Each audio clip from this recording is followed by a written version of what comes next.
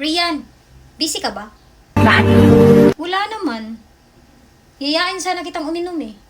May lakad kasi kami ni Ethan mamaya. Sige na, samahan mo na ako. Diyan lang naman sa malapit eh. Broken kasi ako ngayon. Iniwan ako ng ex ko. Rian. Si Ethan na nga lang yung yayain ko. Oy Ethan, tara inom.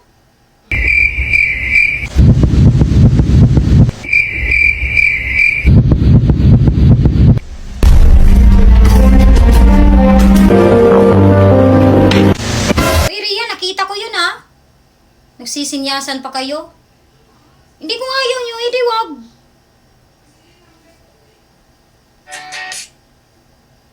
Franco. Buti naman nakuha mo na yung number ko. Oo.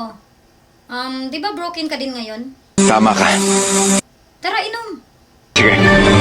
Kalimutan natin yung ex natin. Pakalasing tayo.